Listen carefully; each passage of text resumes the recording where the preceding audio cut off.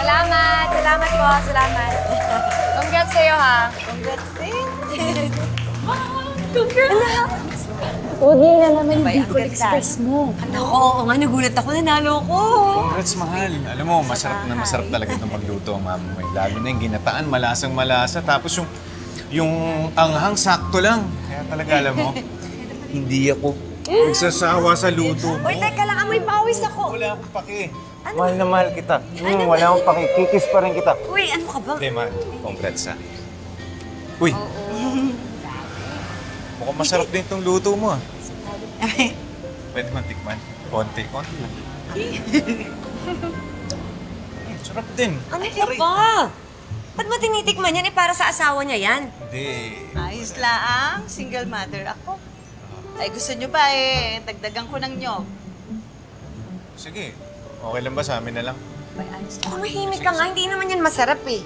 Itong Bicol Express, Yan talaga. ito talaga yung masarap. Talagang sisimutin mo ang gata. Gusto ko yan. Abay, hahaibla din ka naman sa ganyan. Dahil sa baboy. Eh yung sa'yo, na sobrang tamis, magkaka-diabetes. At least, panghimagas, pwedeng kainin kahit anong oras. Abay, yung sa'yo, madaling mapanis, umabantot. Yung sabi mo, ha? Mahal. Marie. Sandali. Huwag ka na magalit. Ikaw naman panalo dito eh. At saka itong gatang to, sarap to, ubusin ito. Tsaka alam ko lahat ng gawa mo. Halika na, huwag na kayo mag-away. Halika na. Ay, pasensya na. Mamaya, gata. Diba?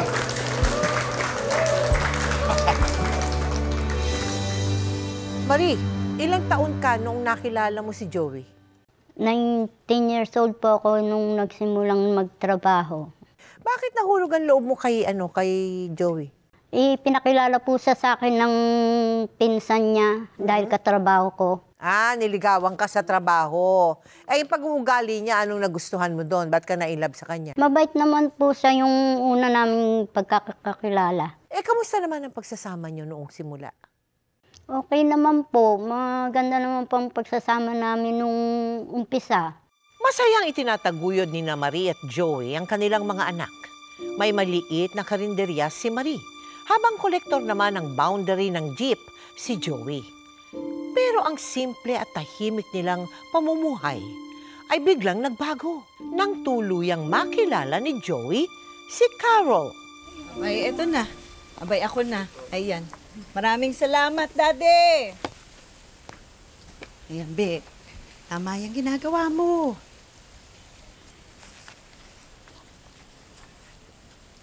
Daddy! Bili na ng puto bumbong. Masarap na pasalubong. Uy, di ba, ikaw Uy, yung... ka rin. Di ba, ikaw yung may misis na masungit? Hindi, mabait naman yun. Ano lang siya eh, medyo nagselos lang ng konti kasi ayaw niya na may malalamangan doon sa luto niya. Eh, ikaw ba? Nasaan yung mister mo? Alay. Huwag nang buhayin ng pinatay na alaala. So, totoo nga na single mom ka pala. Oo. Nagmahal. Pinangakuan ng kasal. Tapos, iniwan. Kaya single. Pero masaya ako kasi nasa akin ang anak ko. Sa bagay, alam mo, maganda ka. Ala! Hindi. Ibig ko sabihin, maganda. Itong pwesto mo, malapit sa mga estudyante dito sa school. Maganda. Ay, puro ka pang bobola. Bumili ka na lang kaya. Sige. Alam mo, tamang-tama eh. Mahilig talaga ako sa malagkit eh. Malagkit ka dyan. Malagkit na bigas. Ikaw talaga kung ano naisip mo. Ano pa bang gusto mo? Ikaw. Diyos ko po, Rude! Bakit? Alam ako! Ikaw. Oh, ito! At saka yan. At saka ito, yan, nyog. Ano pa ba? Ano pa pwede kong bilhin dyan? Yan, puto bumbong mo. Ito, yung laman nito. Ano pa ba laman? Ubusin ko lahat ng paninda mo. Kaya nagsiselos ang asawa mo eh. Dagdagan ko ng nyog. Sige, para mas masarap. Ngalan Lagyan mo mo? pa ng Joey. Sige. Oh. Sige. Sukal. Gusto ko yung matamis. Carol, halika nga. Aba. Carol, totoo ba yung kwento niya? Opo, Tita Mel. Paano mo ba nakilala si Joey? Gayo po, Tita Mel. Nagtitinda po ako ng puto bumbong. Oo. Hindi, syempre po, mabilyaka po ako.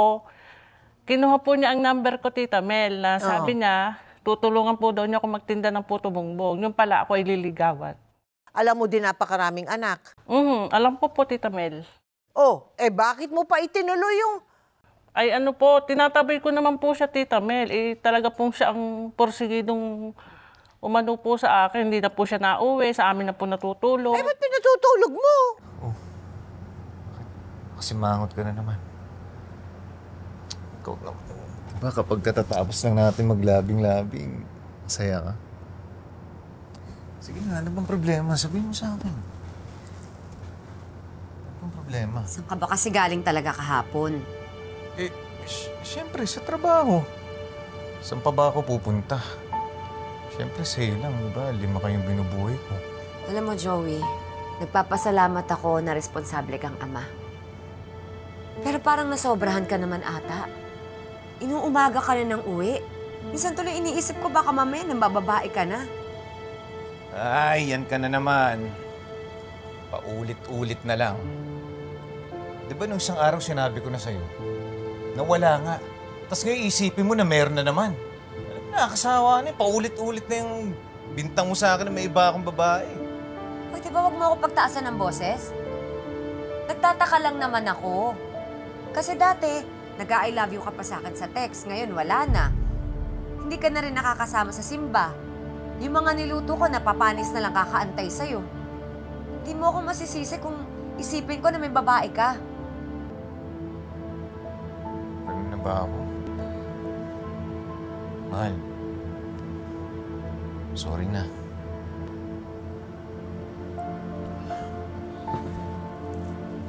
Napangako ko sa'yo na napatutunayan ko sa'yo na hindi kita niloloko.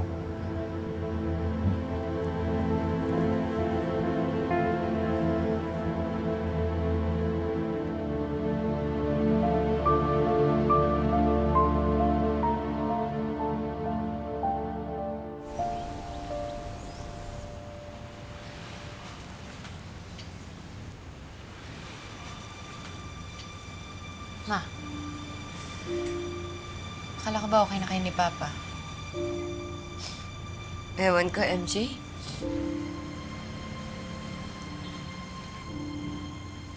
Huwag mo muna sasabihin to sa mga kapatid mo, ha? Pero pakiramdam ko talaga, nagsisinungaling yung tatay mo sa akin. Ma, baka naman nag-overthink ka lang. Posibleng may kabit si Papa eh. Mahal ka nun. Kapag ang babae kinutuban na may kabit ang mister niya, panigurado, may babae talaga yun.